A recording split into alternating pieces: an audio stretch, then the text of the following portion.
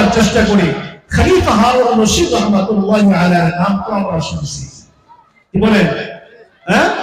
ইসলামী বহুত বড় মুসলিম সাম্রাজ্যের খলিফা ছিলেন খলিফা হারুন রশিদ রাহমাতুল্লাহি আলাইহি। বড় আলেমও ছিলেন, বড় আবেদও ছিলেন, বড় আল্লাহওয়ালা ছিলেন। খলিফা হারুন রশিদ প্রত্যেক দিন তার বালাখানা থেকে, তার রাজপ্রাসাদ থেকে যে রাস্তা দিয়ে বের হতেন, হয়তো এর আগেও কখনো বলেছিলাম কিন্তু আমার মনে পড়ে যায়, এই রাস্তায় দুই ধারে দুইজন ফরিদ ফকির বসে থাকতো, সাইল টাইকর। খলিফা হারুন রশিদ রাহমাতুল্লাহি আলাইহির মামুলাত ছিল প্রত্যেকদিন যখন বের হতেন এই ফকিরকে 1 দিরহাম, এই ফকিরকে 1 দিরহাম করে দিতেন। 1 দিরহাম মানে 1 ভরি রূপার টাকা, তখন দিরহাম ছিল, যার বর্তমান মূল্য যদি খুব বেশি দামে হয় তাহলে 2000 টাকা পড়ে। তাহলে বোঝা গেল কনভার্ট করলে 2000 টাকা। তো এই ফকিরকে 2000, এই ফকিরকে কত? কথা শোনা যাচ্ছে? প্রত্যেকদিন তার একটা আমল ছিল, দিতেন। এক ফকির একদিন চিন্তা করলো আমার প্রয়োজনটা একটু বেশি, এই 1 দিরহাম করে নিয়ে আমার পোষাচ্ছে না, আমার প্রয়োজন বাড়িতে একটু সমস্যা, বোনের বিয়া, তো তার বিয়ের খরচ জোগাড় করতে 1 পয়সা করে হয় না, এজন্য দরবারে যেতে হবে, এই দরবারে গেলে একটু বেশি পাওয়া যায়। কথা বলেন?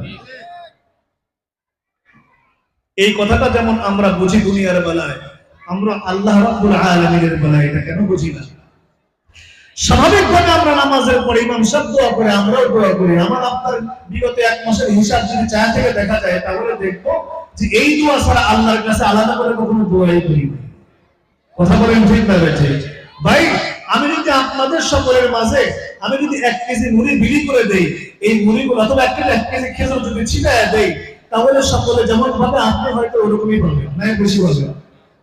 কথাটা বুঝবেন? কিন্তু এর বেশি তো পাওয়া যায় না, কারণ এতগুলো সব ছড়ায় দিচ্ছি, তো সকলের একসঙ্গে যতটুকু প্রত্যেকে পাবে এতটুকুই পাবো আমি, এর বেশি কিন্তু আশা করা যায় না। কিন্তু যদি আপনি আমার কাছে এসে খাস করে বলেন যে হুজুর আমার মেয়েটা খুব খেজুর খেতে ভালোবাসে, যদি একটু মেহরবানি করে আপনি দিচ্ছেন 1টা পয়সা একটু যদি দিতেন আমাকে, আচ্ছা বলেন তো দেখি, আমার সাথে থাকলে আমি অবশ্যই আপনাকে বিশেষত আপনাকে একটু বেশি দেবো, কি দেবো না? না কথাটা বলতে বললাম। এই দুনিয়ার সকল দরবারের অবস্থাটাই তেমন। এটা কেন আমরা মাওলার ব্যাপারে বুঝি না? ভাইও, সকলের সঙ্গে মিলে দোয়া করি, এটা ঠিক আছে, আল্লাহ পাক রব্বুল আলামিন সকলকেই দেন, তবে কিছু স্পেশাল পেতে হলে আল্লাহর সঙ্গে স্পেশালি সাক্ষাৎ করতে হয়। কথা বলে ঠিক না? কিন্তু ওটা তো ভুলেই গেছি, ছেড়েই দিয়েছি। পাবো কিভাবে? সমস্যার সমাধান যেভাবে করতে হয় সেভাবে না যায় আমরা উল্টো পথে সমস্যার সমাধান করতে চাই। এই বিষয়ে আমার আব্দুল কাদের সাহেব বেশি ভালো বলতে পারে, আমি বলতে পারি না। যাই হোক না কেন, আমি যেটা বুঝাচ্ছি না, ফকির চিন্তা করলো যে বাদশার দরবারে গেলে একটু বেশি পাওয়া যাবে, এই জন্য সে বাদশার দরবারে যায়, কিন্তু বাদশাকে দরবারে পাওয়া যায় না। সে মন খারাপ করে একটু চলে ফিরে আসতে লাগে, তো তখন দারওয়ানের সঙ্গে দেখা হয়ে যায়। দারওয়ান জিজ্ঞাসা করলেন, ভাই কোথা থেকে আসছেন, আবার চলে যাচ্ছেন, দেশাই দেখি? বলে আসলাম তো বাদশাহ হারুন রশিদের নিকটে, কিন্তু ওনাকে তো পেলাম না, এই জন্য আবার ফিরে যাচ্ছি। তো উনি কি কোথাও আছেন বলে আপনি জানেন?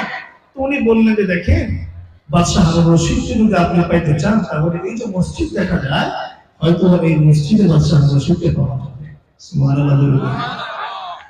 প্রায় অর্ধ জাহানের মুসলিম রাজ্যের খলিফা, 4টা খালি কথা নয়, বাংলাদেশের মতো এরকম 52-53 বর্গ মাইলের শাসক ছিলেন না তিনি। এর চাইতে অনেক অনেক গুণ বেশি, লক্ষ লক্ষ বর্গ মাইলের মুসলিম সাম্রাজ্যের খলিফা, খলিফা হারুন রশিদ রাহমাতুল্লাহি আলাইহি, তিনি এত বড় বিশ্বের সুপার পাওয়ার ছিলেন ওই সময়। আর ওনাকে পাওয়া যায় হচ্ছে মসজিদে, এটা হচ্ছে তার খোঁজার জায়গা। আর আমি আপনি যদি একটু এলাকার, আমাদের এই এলাকার কথা বলি না, আমাদের গ্রাম অঞ্চলের কথাই বলি, আমাদের ওখানকার যদি একজন ওয়ার্ড মেম্বার যদি কি বলতে পারে, মাশাআল্লাহ, কি বলে, গরমে তার পা আর মাটিতেই পড়ে না। কথা বলে ঠিক না বেঠি? আরো যারা বলেন ঠিক কিনা? তো মেম্বার সাহেবকে একজন খুঁজতে গেছে, মেম্বার সাহেব বাড়িতে আছেন? নাই। ভিতর থেকে মহিলার কণ্ঠ, তার স্ত্রী বলে যে নাই তো কোথায় গেছে? এখন তার স্ত্রী জবাব দিয়ে বলে মেম্বার সাহেব খুঁজতে আসছেন, ক্লাবে আছে, ক্লাবে গেলে পাবো। কথা বলেন ঠিক না ঠিক? তুমি সামান্য একজন ওয়ার্ড মেম্বার হয়ে তোমার ক্ষমতা এত বেশি হয়ে গেল যে তোমারে এখন খুঁজতে গেলে কোথায় পাওয়া যায়? হ্যাঁ, আপনাদের কি ধারণা ক্লাবে যায় সূরা ইয়াসিন খতম করতে গেছে না সূরা আর রহমান তেলাওয়াত করতে গেছে? বোঝা 30 নাম্বার পড়া সহজ বলে একটু তেলাওয়াত করে বক্সায় দিতে গেছে, এই কাজ করতে গেছে ওখানে? ক্লাবে কারা যায় মিয়া? যে সমস্ত মানুষগুলো, আমি আর ওইভাবে বলতে পারছি না, যারা নাকি রাতের পর রাত দিনের পর দিন মানুষের হক নষ্ট করে টাকার পকেটের মধ্যে হারাম টাকা জমা করে ক্লাবে যায়, তারা নারীবাজি মাগিবাজি আর আত্মা ছাড়া কিছু হয় না। কথা বলে ওখানে কেউ ওই সূরা খতমে ইউনূস করতে যায় না। কথা বলেন ঠিক না বেঠিক? ওনারে পাওয়া যায় ওইখানে। অথচ মুসলিম সাম্রাজ্যের খলিফা, এত বড় বিশাল সাম্রাজ্যের খলিফা হওয়ার পর তাকে পাওয়া যাচ্ছে কোথায়? মসজিদে। যাই হোক না কেন, এটা আমার বলার উদ্দেশ্য নয়। ফকির গেছে মসজিদের দিকে আগায়া যে সেখানে দেখি বাদশাকে পাওয়া যাবে কিনা। তো ফকির চিন্তা করছে বাদশাকে পাওয়া যাবে তো ঠিক আছে, তো সরাসরি মসজিদের মধ্যে না ঢোকে জানালার ফাঁক দিয়ে একটু দেখি বউমি আসলে ভেতরে আছে কিনা, থাকলে ঢোকা। কি বলেন ঠিক? কিতাবের মধ্যে লেখে ফকির তখন আর সরাসরি দরওয়াজা দিয়ে না প্রবেশ করে জানালার খিড়কি দিয়া একটু ফাঁকা দিয়ে উঁকি করে দেখছে, তো দেখে বাদশা মসজিদের মধ্যে বসা। কিভাবে বসা? ফকির দেখে তাহিয়ার সূরাতের মধ্যে, তাশাহুদের সূরাতে বাদশা বসে দুটো হাত আল্লাহর দরবারে উঠায় দেয়, এমন ভাবে কায়মন বাক্যের মুনাজারি করতেছে আর কান্না করতেছে যে চোখগুলো থেকে পানি বয়ে বয়ে বয়ে বয়ে তার দাড়ি মোবারক ভিজে যাচ্ছে। সুবহানাল্লাহ। তারপরে এসবে পড়ে পড়ে জোরে বলেন না সুবহানাল্লাহ। হারুন রশিদ আল্লাহ রাব্বুল আলামিনের কাছে দোয়া করে, আল্লাহ এত বিশাল মুসলিম সাম্রাজ্যের খলিফার দায়িত্ব দিয়েছো মালিক, ও মালিক আমার এই পুরাদের এই সমস্যা তুমি সমস্যার সমাধান করে দাও। ও আল্লাহ আমার অমুক রাজ্যের এত বড় একটা সমস্যা, সেই সমস্যার সমাধান তুমি করো। ও মালিক অমুক রাজ্যের এই সমস্যা, তুমি সমস্যার সমাধান করো। আল্লাহ এত বিশাল জনসংখ্যা অভিভাবক বানিয়েছেন আল্লাহ, ও মালিক এদের হক আদায় করার তৌফিক আমাকে দিয়ে দেন। আল্লাহ কাল কিয়ামতের ময়দানে জালেম জাবরের কাঁধে আমাকে দাঁড় করেন না।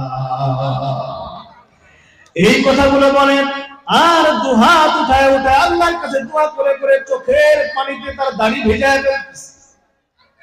ফকির তাকায় দেখে এই কাহিনী। এইবার ফকির তার মনে মনে বলে, আল্লাহ আমি কার কাছে আসলাম? এটা তো দেখতেছি আমার চাইতেও বড় ফকির। কথা বলেন ঠিক না ঠিক? আমি আবার কার কাছে আসলাম? ফকিরের দিলের মধ্যে হেদায়েত চলে আসছে। আল্লাহর কাছে ডাক দেব, আল্লাহ কখনো আর কোনো মানুষের কাছে যাব না।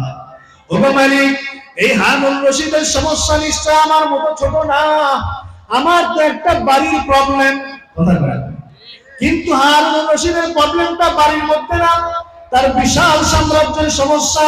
ও আল্লাহ এত বড় বিশাল সাম্রাজ্যের সমস্ত সমস্যাগুলো যদি আপনি মালিকের কাছে চায়া চায়া যদি সমাধান করতে পারে, ও রব্বুল আলামিন নিশ্চয় আমি ফকিরের ছোট ছোট সমস্যাগুলো তোমার কাছ থেকে সমাধান করে দিতে পারবো। কথা বলেন ঠিক নেই? এই জন্য সে পান করেছে, আল্লাহ আমি আর কোন মানুষের কাছে চাইবো না, এখন থেকে তোমার কাছে চাইবো।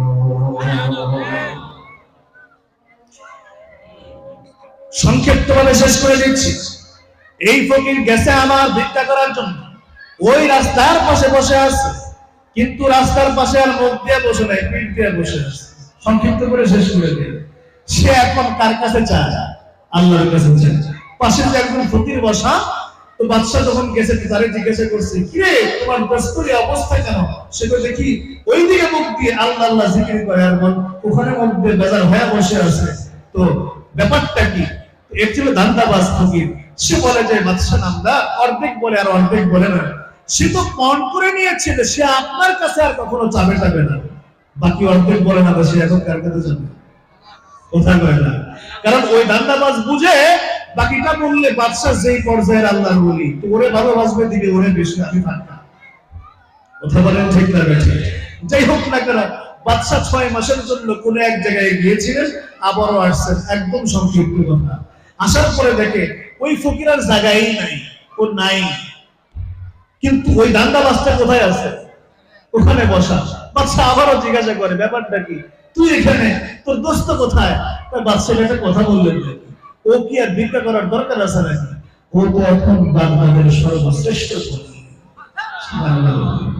বলে কেমনে? বলে বাগদাদের বড় বড় মার্কেট এখন তার নামে, বজরা বড় বড় বাণিজ্যিক জাহাজ তার নামে আসে। তার চাইতে বড় ধনী তো আর বাগদাদ শহরে কেউ নেই। বাদশা জিজ্ঞাসা করছে, ব্যাপারটা কি, ঘটনাটা কি হয়েছে? এর মধ্যে কথা ছুটে গেছে। বাদশা তো ওই দরবারে আবার আসছে, তাই না? শেষ করে দেই। বাদশা তার বাবুর্চিকে এসে বলছে, বাবুর্চিকে, যে আমি যদি প্রতিদিন যখন বের হবো তখন একটা করে মুরগি ভুনা করে দিবা, মুরগির মধ্যে একটা করে স্বর্ণ মুদ্রা দিয়ে দিবা। সুবহানাল্লাহ। কি মুদ্রা? স্বর্ণ মুদ্রা। এটারে তুমি গিফট পেপার দিয়ে একটা চাই দিবা। বাদশা প্রতিদিন এখন বের হয়, ওই দান্দাবাজটা যে বাদশার কাছে চায় তাকে দেয়, আর তাকে আগের মতোই কত দেয়? ওই 2000 করে দেয়। আচ্ছা বলেন তো দেখি, এক ভরি স্বর্ণের দাম বর্তমান মূল্য 1,20,000 টাকা। কথা বলেন। আর একটা মুরগি আর ধরলাম 500 টাকা, প্রায় 1,20,000 কত? 500। যেই হোক না কেন, এই পরিবর্তন যখন দেখছে, তখন বাদশা যখন এই জবাব শুনছে যে কিরে সে বাগদাদের বড় ধনী, কত প্রশ্ন করছে, তুই ধনী হতে পারছিস না? তো বাদশাকে এখন সে বলে, বাদশা এটা কথা বললেন, আসলে তো ও তো বেকুব, আল্লাহ বলা মানুষ, বুঝছুট কম। আপনি যখন আমাকে মুরগিটা দিয়ে যাইতেন, বাদশা জিজ্ঞাসা করছে, আমি যে মুরগিটা দিছিলাম সেই মুরগিটা কি করছো? তখন সে জবাব দেয়, বলে ও তো আসলে বেকুব, আপনি যখন প্রতিদিন মুরগি দিয়ে যাইতেন, আমি তখন তাকে যায় ফুসলা ফুসলা গাও করতাম, দোস্ত তুই বাজারে যাবি, বাজার করবি, কুটবি, পারবি, রান্না করবি, আল্লাহ আল্লাহ নাম করতে, জিকির করতে তুই কত সময় নষ্ট হবে?